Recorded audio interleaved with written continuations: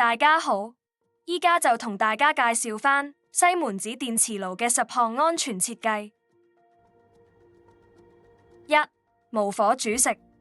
電磁爐採用電磁感應技術，間接令鍋具自行加熱，唔單止升溫迅速，廚房環境亦都涼爽舒適。最重要嘅係無明確火源，亦唔使擔心會有易燃氣體外泄嘅隱憂。2. 智能滾瀉提示。控制面板設有感應器，當偵測到有液體遮蓋，例如滾瀉咗湯，電磁爐會發出警示聲，咁用家就可以及時處理到一啲突發出現嘅情況。3. 智能閒置偵測。電磁爐如果偵測到煮食區係指定時段都無任何操作嘅情況下，系統會自動判斷為無人看管狀態而啟動斷電保護，防止意外乾燒。4. 極速離鍋感應。每個煮食區都有靈敏嘅感應器，實時偵測鍋具狀態。當鍋具離開咗烹調區，系統會以毫秒級嘅速度即時停止能量輸出，杜絕無鍋加熱嘅風險之外，又唔會浪費能源。5. 智能定時熄火。你可以為每個煮食區設定一個專屬嘅烹調時間，最長支援99分鐘精準控時。時間一到，系統會即時停止加熱，實現零誤差自動熄火，特別適合煲湯、燉肉或者分身不下嘅時候用。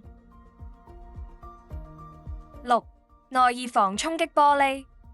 西門子電磁爐採用防衝擊玻璃面板，可耐熱攝氏450度及承受高達36厘米高處墜下嘅衝擊，超越國際安全標準1.4倍，可靠耐用。7. 鍋具定點導熱。電磁爐可以鎖定鍋具底部嘅有效磁性區域，集中能量加熱。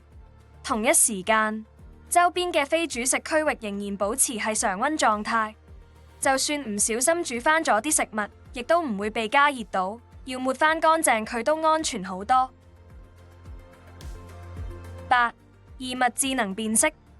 西門子電磁爐能夠智能分辨出煮食鍋具同細小金屬物品如刀叉、湯匙同戒指嘅差異。如果唔小心將餐具放咗喺個烹調區度，電磁爐都唔會加熱，避免錯誤加熱而造成危險。9. 餘溫監控警示。煮完飯之後，餘溫指示燈會分兩階段亮起，細 H 以及大 H， 目的係提醒用戶烹調區仍然處於高溫狀態，所以係指示燈未消失之前，就唔好觸摸個烹調區啦。10. 智能防誤觸鎖。呢個功能特別為有兒童或者無孩嘅家庭而設計嘅，啟用咗之後會鎖定開關及主要控制操作部分，防止兒童或者寵物意外啟動，全方位守護家人安全。最後，再次多謝大家選用西門子嘅電器。